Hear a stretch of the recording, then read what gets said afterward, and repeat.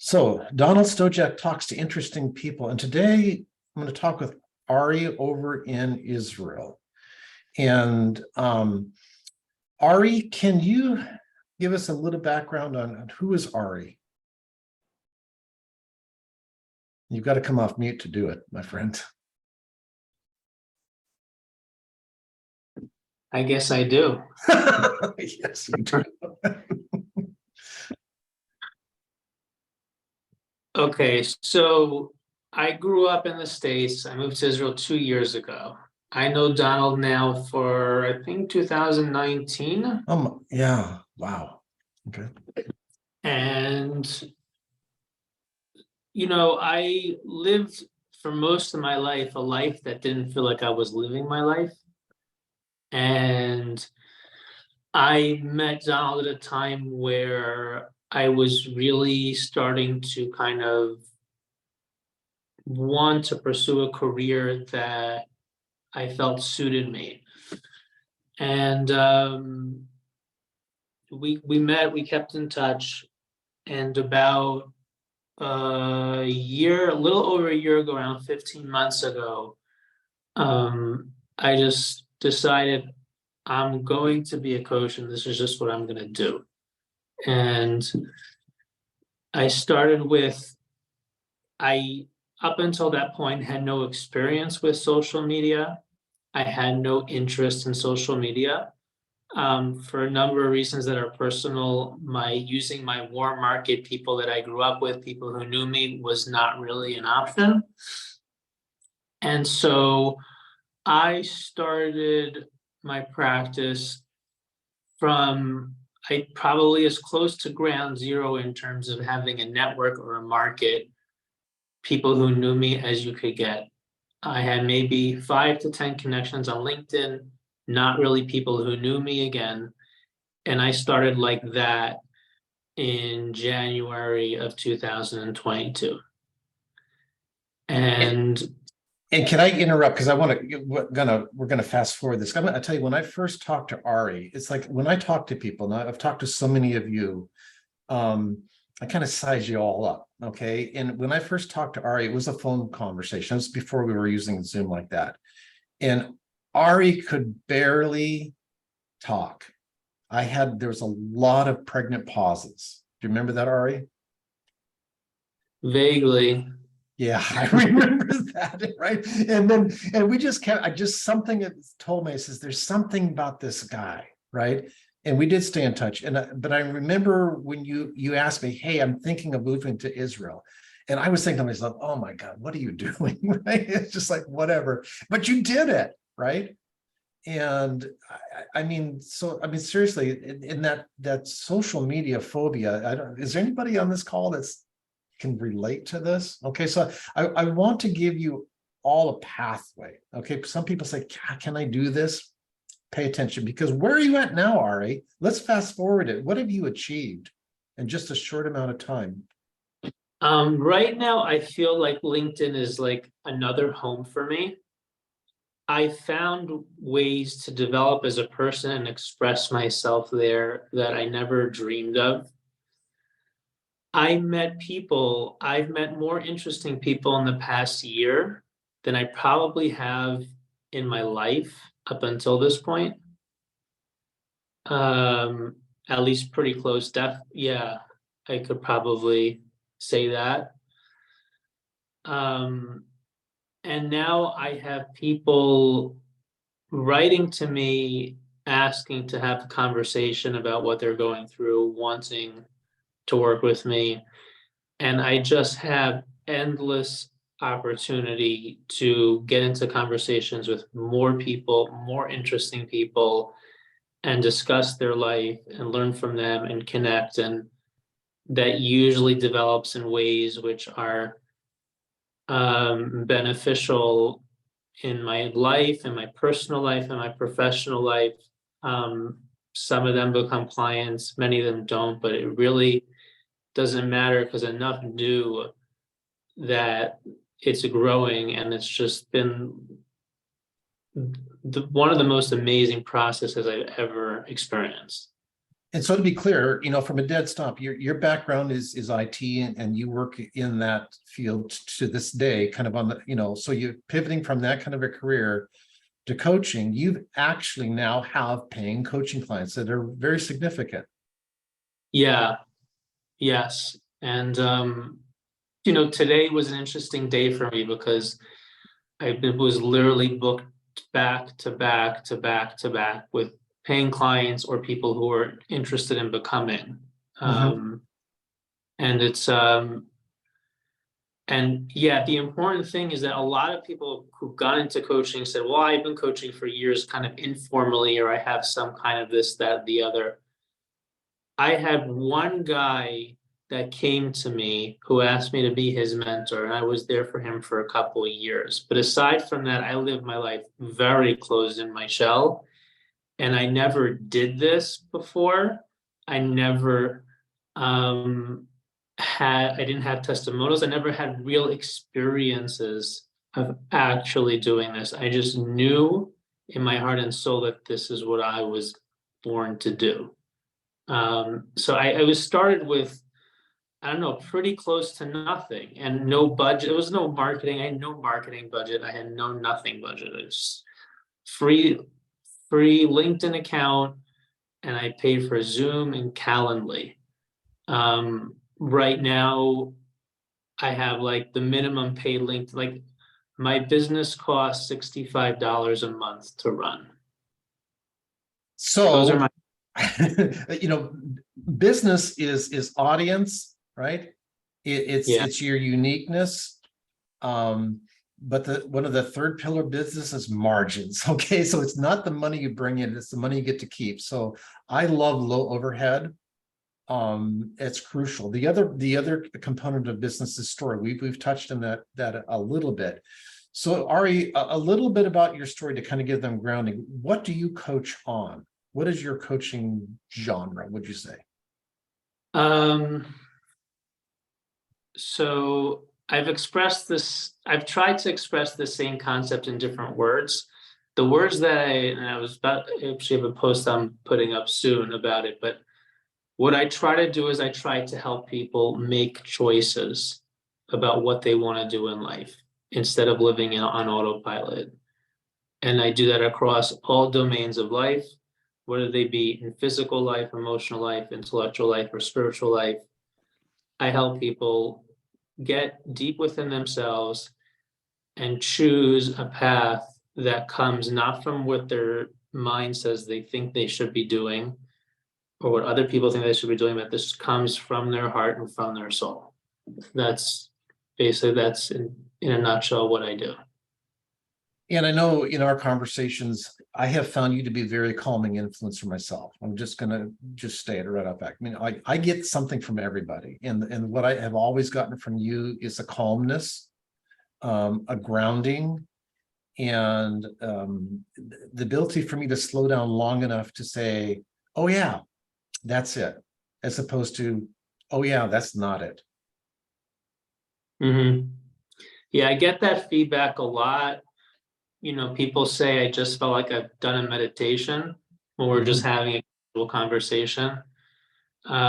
This idea of slowing down, I told this to a couple of people in the past week, and they've gotten a kick out of it. Jews, and I'm Jewish, but I told it to Jewish and non-Jewish people. Everyone seems to have liked this concept. But there's a paragraph there's a phrase in the Bible that it's actually read as a curse, as God's curse, that He's going to wipe. If we don't listen to Him, He's going to wipe us out quickly. He's going to destroy us quickly, and so that's not a pleasant thing to hear at all. But the way it was interpreted by one of my teachers, who I've studied, who lived a couple hundred years ago, is that it's actually a directive to us that we need to destroy the quickness in our life. Mm, We need to get interesting. rid of doing things too quickly and slow down. So slowing down is definitely a big part of what I do, and it's what allows people. You can only When you do things fast, you can only do what you already know. If you're going to do something different, you have to slow down. Ah, Excellent. So let's talk about the getting client part, okay? Because this is where the money's at, and you actually have gotten clients, okay? And you've been a good listener when I mentored you on this, but you've actually done it. I tell so many people the same thing, and then they don't do it, or they're missing something. So you notice when you listen to Ari, he doesn't have a slick sales pitch, okay? He's not coming off as highly polished, okay, no offense, right? But he's authentic, he's grounded, he is himself. He's not trying to be Donald, he's not trying to be Carly, he's not trying to be Richard or anybody else. He's being Ari. Does that make sense? So people, you're going to attract to yourself kind of what you project. Would you say that? Yeah, you're gonna definitely, it not necessarily mean that you're gonna get people who are like you, but it's with whatever level of authenticity and sincerity that you conduct yourself, you're gonna work with people who want that and know how to reciprocate that. So the 800-pound gorilla, okay, LinkedIn, my friend, right, has been your zone, and you've doubled down on this thing a little bit with my direction, but tell us exactly what you're doing. So you're using the free version of LinkedIn currently? Right now I'm using the paid version, but I don't use the paid features of it. Like, I'm not using the InMails. I honestly just pay for it, like $30 a month, because I think it's a little bit of a protection against them shutting down your account. Sometimes that just for no reason. And I guess if sometimes I do want to send an email request to someone, but it's in no way, shape, or form necessary or essential. Okay. at all. Now, are you posting a bunch of content on LinkedIn, or what are you doing? What's your Okay. secret sauce? Okay, I think the most important thing that I do on LinkedIn is actually not the content. Can I you think say, that wait, stop, wait. So the most important thing you're doing on LinkedIn is not the content. no, Okay, definitely so not. did we repeat that? Did anybody hear what he just said? The most important thing he's doing is not the content. Are any of you guys spinning your wheels producing content? Anybody? Okay, so that's not the most important thing. So Ari, what is the most important thing? I look at LinkedIn like I would look at a marketing event with a room full of people, or any event with a room full of people. And all I'm doing is keeping my eyes open for someone that when I see them, my heart says, I want to talk to this person. And I go up to them and I try to talk to them. Do you pitch them? Do you send them like a paragraph about your coaching, or? I made the mistake of doing that. And when I stopped it, I was very happy that I did. Initially, I thought that's what I needed to do. But as time has gone on, I realized that that only hurt what I was doing and made it a lot harder and didn't feel right, feel authentic at all. No, not at all. One thing that I'm gifted with is, I don't think it's necessary to have this, but if you do have gifts, lean into them. One of my gifts is that I have incredible abilities of perception with people. One of the games I used to play with my wife when we got married is she would show me a picture of someone who I never met, and I tried describing the person to her, and I was usually right. Just from looking at their picture. But you don't need to have that if you just do take the time to actually care about the person who you're interrupting their day to message them, and look at their profile, read their about section, look at their content, and try to get a feel for who this person is, what they care about, what interests them, and look within yourself for something in your life that is, you have some common ground, and then ask a curious question. Just say, hi, how are you? And just ask a curious question about that, just to have a conversation that has absolutely nothing to do with their business or your business. that's how the conversation starts. And then it just goes naturally from there. That sounds very non-salesy to me. Right. You know, the last client I closed, this is what happened. I did this very thing. I met with him once. I followed up with him a couple months later, just met with him again. One time at the end of the conversation, I just offered him something that might help him out. And I said, let me know how it goes. He said it was actually going well, so we talked again just to talk. Then he said, you know, what would you like to do? Like, what would you like to do now? I said, well, could you let me see if I could help you some more? And he's like, yeah, let's just start talking every week and just getting more into what's going on in his life. Then after we met 3 times and he was actually in practice a client, I said, what do you think about making this official? And he's like, yeah. And then we just discussed the price and agreed on it.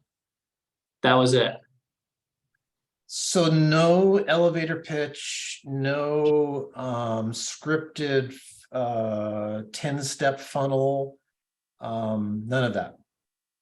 No, and everything that I've done, including trying to make lead magnets and that stuff, I realize I'll get into what I do with content.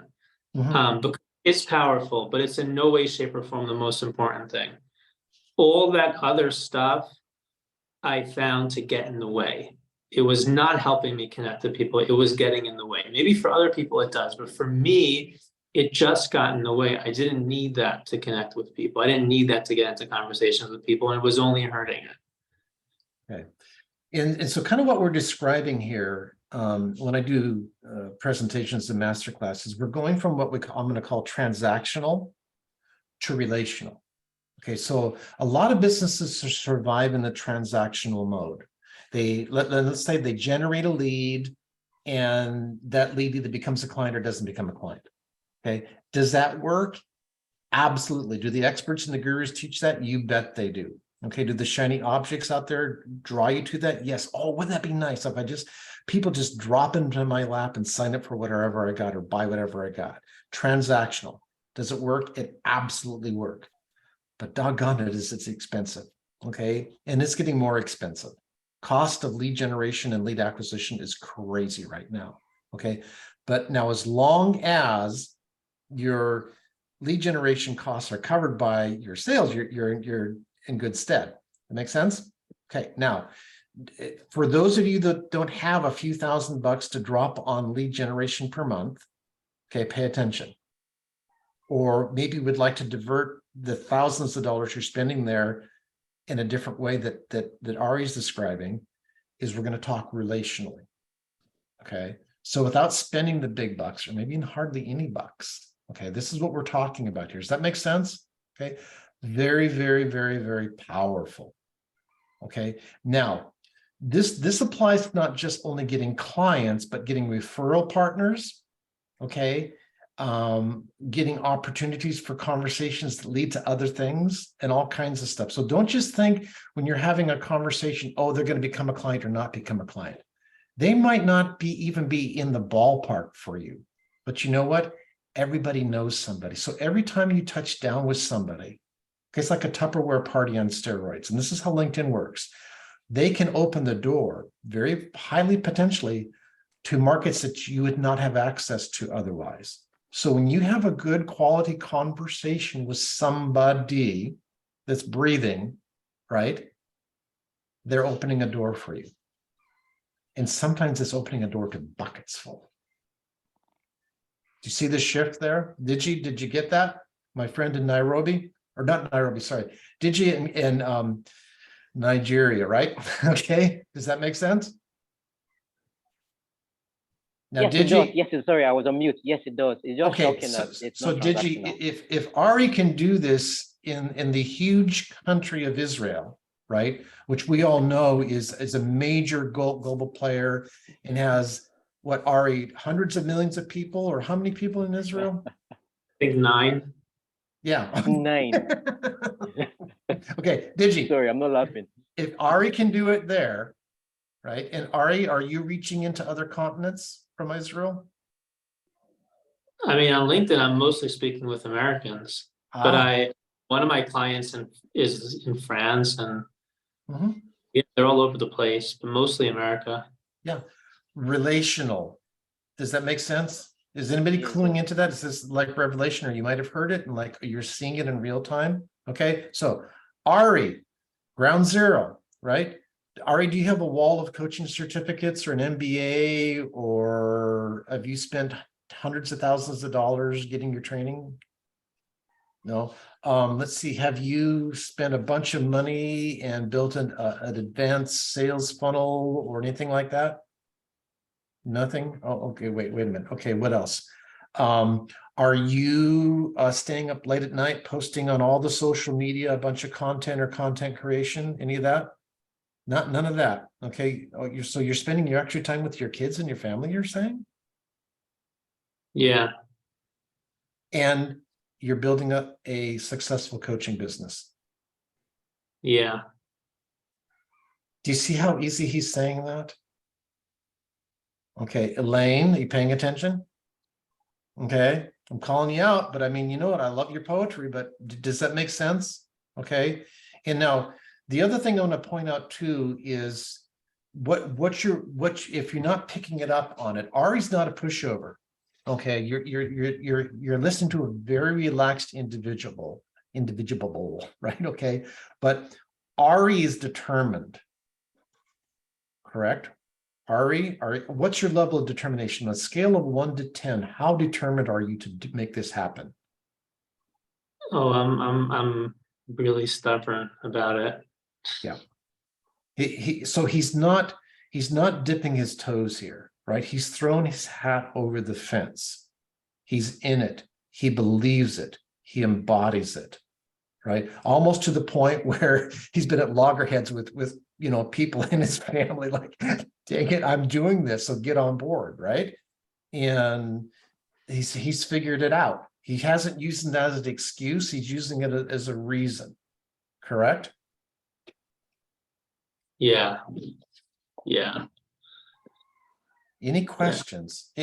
Ari, anything else around that too? I mean, Yeah, there's I think I recently actually learned what damage you can do to a business when you abandon the relationship thing and you try to make it transactional. I actually learned this with my kids.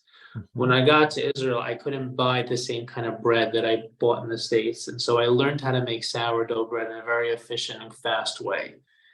And we had guests at our house. I gave it to them. We had a guy come over with diabetes. He's told me he's the only bread he can eat that doesn't give him neuropathy. So I started just as a kind of a hobby selling it to friends. There's no way I could build that into a business that would actually make money, because we're making like $1 or $2 on a loaf and it just takes too much time. But my kids were really excited about the idea of, I said, hey kids, let's make a deal.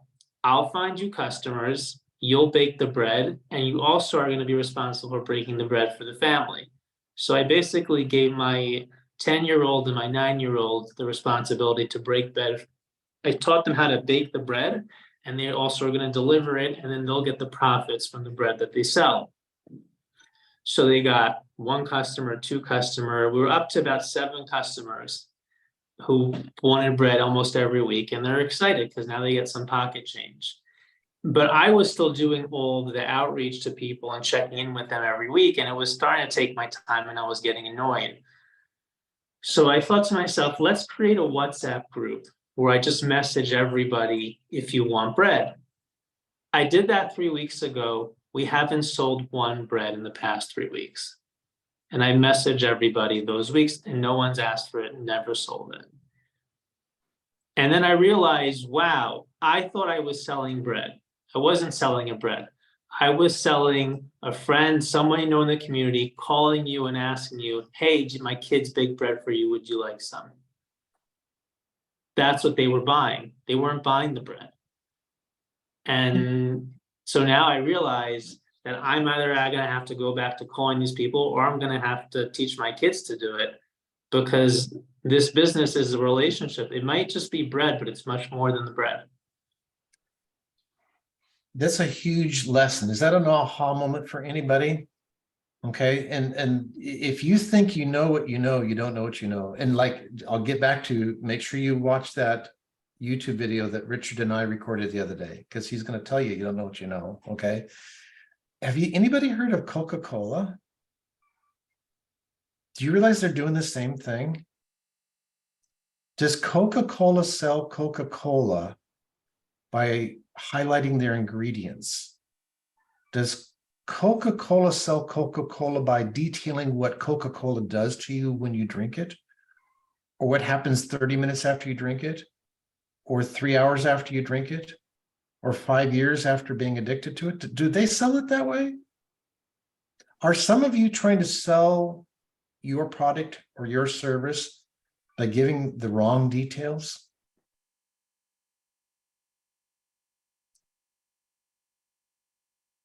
Silence. Okay, I'll tell you a story. Okay, back when I was working with Chet Holmes, we had something called the core story, and I was on the team that would sell these core stories. And I was talking to a gentleman in Las Vegas, one of the big concrete companies. He had poured most of the concrete in Las Vegas, but he was struggling in his business, right? And so I get on the phone with him. And did I tell him about all the details of what I was selling him? I didn't. I found out what was going on. We had a conversation. I found out he had 2 children, right? And they were late teens, early 20s. Okay, this is a guy that built a 10 million plus enterprise. Okay, he's talking to this dude trying to sell him something for his business. Didn't give them the details of anything. But I found out that his children weren't interested in the concrete business. They wanted to do anything but. He built this business up to pass on to his kids. They weren't interested. He needed an exit strategy. He was up against the wall because now there was competitors from outside of Las Vegas pouring concrete and undercutting his prices. He needed to pivot or change his message, right? Did I talk about any of that? No, I kind of did. But you know what sold him? Is finding out what he really wanted. He wanted out of that business so that he could spend time with his grandkids that he could see coming really quickly, right? It was happening, was at that point, right? That's what he wanted. He wanted his freedom. And I remember when I got to the end of the presentation and he had signed on the dotted line and I got his payment information. He says, Donald, what did I just buy?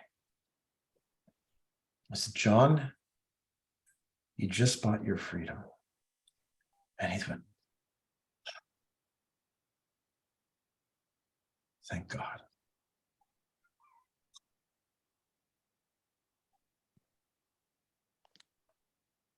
Do you see the difference? Some of you are trying too hard to sell what you're doing or to explain what you're doing.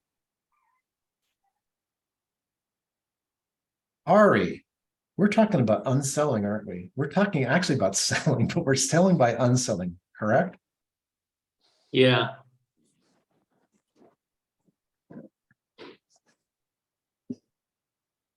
Questions from anybody?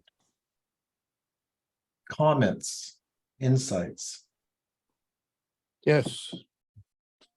Ari, Yeah, Richard. how much time do you spend prospecting, or is it prospecting?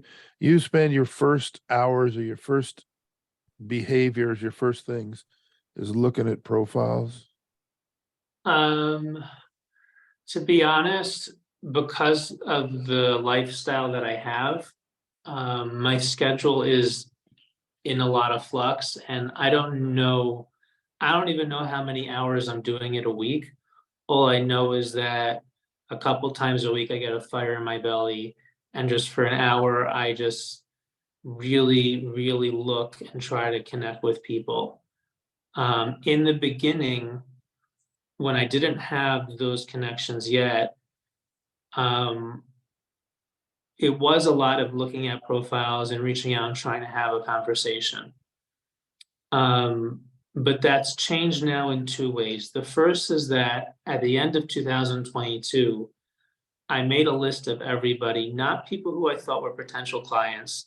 I took a spreadsheet, and at the top of it, I wrote people who I care about, people who I connected with and developed some kind of a heart-centered connection with, who I feel like I have a connection to. And I wrote their names down, and in order of priority of how much I felt connected to them and how much I thought it would be worth it to follow up with them, I labeled next to their names from 1 to 10. I sorted that spreadsheet, and now I look at it most times when I'm doing prospecting. I look at that, and one of the first things that I do is think, how can I deepen these relationships? Because I've already made a bunch of them. So it's much more worth my time, I thought, to deepen those connections and get more out of them than to try from scratch to make new ones. But I also make new ones, and it's in a variety of ways, because I do post content and people like it. So that's a good way to connect with someone. Someone likes my content, I connect with them. I already know I'm a step forward in starting a conversation because they kind of know who I am. They've read my stuff, and I know that they feel some kind of a resonance with me. But I still will just put a search in LinkedIn every once in a while for someone who I know would be an ideal prospect in terms of finances. Because for my business, I don't know how to filter other people, because I feel like at this point, I still don't know who specifically I work with. I have a bunch of clients and they're all so different. So I'll just try to make a search for people who have high level positions, people who are, running a company or CEO, whatever, and I'll just randomly connect to them. Not that many accept those requests, though. A lot of what's coming to me now is just what's kind of happening through commenting on other people's stuff, through just people commenting and liking my stuff. It's just gotten to the point now where I'm just more organically meeting people. But I do sometimes there's a couple ways you can search for people. You can put it in the search on LinkedIn, or you can just follow content that's interesting to you and then get into conversations. When you connect to someone cold on LinkedIn, that could be hard. But if you have been on content and you've commented with someone and you say insightful things, there's commenting where you're just liking and just saying 1 or 2 words. I put thought into my comments. People have come to me and said, sometimes my comments could be posted in and of themselves. It's just, I'm trying to go out there and do things that are meaningful. The bottom line is, if you're doing something that you don't feel like is meaningful, it's going to wear on you, and it's going to wear on the people that you're trying to do it to. You got to feel like what you're doing is somewhat meaningful. Why are you reaching out to this person? When you look at their face, do you feel a connection to them? When you read their story, do you feel a connection to them? When you read this person's content, when you see, sometimes someone posts something and someone will be a little bit, open about what's going on in their life. So then talk about it, without trying to sell them, but just kind of, there's so many opportunities out there. If you just follow your heart and follow your interests, that's so important. You really got to follow what you're interested in. On LinkedIn, there's a lot of content there. So if you're not interested in the content that you're seeing, look for stuff that does interest you, because then you'll get into interesting discussions with people who like talking about what you're interested in with and will connect with you. You got to follow what you're interested in and where your heart takes you. That's pretty amazing, Ari. That's Yeah. It's a pretty deep way of going about things. Yeah, I saw also a question about pricing, what I charge clients. And that's also something that I've kind of wrestled with in terms of going from transactional to relational. And I've tried to really make that process really, really seamless and simple. I don't know if it's the right thing yet, but I'm just trying to figure it out. But honestly, first of all, I won't discuss price with anyone until they really want to talk and work with me. Every time I've done that, it's never worked out well for me. I do not discuss price until I formed a connection with someone. They want to work with me in a professional way, and they've already felt like they've got a benefit from what I do. Because then they'll feel I should pay for this. I've actually had people who said that they were interested in working with me, and Donald knows about this. It happened in September. I was so excited. Two like dream clients. One of them was super dream client. The other one was like, yeah, this is the kind of guy I want to work with. And they came in and I thought, wow, I'm getting two new clients. And I was so excited to close it, to close the opportunity with them. I realized that instead of just trying to have another conversation, let me help them again. Let's get serious with it. Instead of just me helping them, they're actually doing the work that I'm giving them and seeing the benefit of it. I quoted price, and I don't know why they didn't come back, but both of them didn't come back. I think that the dangers of going to price too early, because if you wait on, for me, the way I see it is if you wait on figuring out a price, the only thing that you've lost is maybe getting paid for your time. But if you go too early on price, you can burn a relationship that's worth the lifetime value of that customer and all the people that they'll connect you with. So that's what I think about now when I'm going to go into price. I try to wait and really make sure it's ready, really make sure that we feel a connection with each other. And for me, the conversation is not about this is what I charge. It's more about, you know, what do we feel together? I try to work, to me, it's like almost a collaborative process. I try to work with them together on what we feel like is going to work for both of us in terms of, you know, what feels fair and right in the situation. And that's how I've been doing it. And so far, the experiences have been very positive on both sides. And to be clear, Ari's not a pushover on price, because Ari, are you getting a fairly substantial price from clients? Yeah, I mean, this has become, you know, a huge part of the income and the way I support my family right now. And it's only growing and it's only getting bigger. But I feel like it doesn't happen, like, again, like Donald remembers this was going, like I was trying to grab after clients like this, and they slip through your fingers when you do that. You know, you really got to wait and be patient.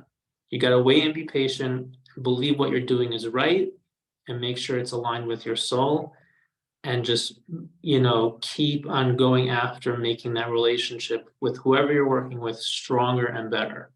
If anything you do feels like it's going to interfere with the relationship, it's a big red flag. Think very hard before you do that. It's a very Zen thing, Ari. I try. It's money in the bank. Full disclosure. Ari's taking it to the bank. Okay, so when you're listening to this, okay, how does for each of you, think about how does that feel, right? Does that feel like something you can do? Does that feel like something that maybe is a little bit off from what you have been doing or trying to do or been told to do? But you're hearing somebody, Ari's not the only person I've worked with that is actually doing this and crushing it. Okay, but I think he is a very good example of somebody that is going to take your excuses away. That makes sense. So he's not coming from decades of being a coach or being a salesperson or a marketing genius or spending ridiculous amount of money on fancy sales funnels. He's doing it from the heart. Now, very clearly, he's not just throwing mud up against the wall. Okay, we got a plan on LinkedIn. Okay, that's where the more affluent clients are at. Okay, he's following a plan, but he's also connecting in an authentic, real way. But the other thing I want to highlight too that he said is not looking at the transaction, but looking at the lifetime value of that relationship, whether they become a client or not. Does that make sense? It's crazy money. This is how you do it. Does that help you guys out today? Was this insightful? Any good golden nuggets there? Okay, makes sense? Cool. Ari, thank you. How would people get in contact with you, Ari? So my LinkedIn profile is Ari Ehrlich, ARIEHRLICH. ARIE, first name, last name EHRLICH. LinkedIn is probably the easiest way, and that will take you, once you're on LinkedIn, it'll take you to every other way you can get in touch with me. Great. If you know, on my website or even on my page, you can, I think there's a link to my Calendly and my contact info. You can just book a call with me, and you don't have to ask permission. You can just book a call. One thing I wanted to mention is about content, because that is magical. When people see your content and reach out to you, find out that's magical. And the way I really feel like I've come to embrace content is it's my opportunity to express my art and who I am. I do not think about it at all in terms of what people will read. When I started, I was like, what's the format with the hashtags and the this and the time in this and the software that lets you post simultaneously to all the different channels. And like, I don't know, 3 or 4 months ago, I'm like, what am I doing? And I just started making it my art. It's like I sit down and I just write what I feel. I write whatever's on my heart, and I just be myself. One day it's a poem, another day it's this. It's just literally anything and everything. It's so good. It's actually really healthy. People today don't have enough. For me, it's just been healthy. Like if I didn't have a business, I might still just do this for my own sanity. It's really fun to get your thoughts out, express them to other people, get your ideas out, express them to people, and find people that resonate with that. It feels amazing. And then when people see that and want to work with you, that's like icing on the cake. But that's how I would approach content. It won't drain you. It will actually give you life and benefit your life, whether you have a business or not. It's your opportunity to express your art to the world. That's all it really is. Excellent. Ari, thank you so much. I think this has been very helpful. And there again, do reach out to Ari on LinkedIn, connect, and let's rock and roll it from there.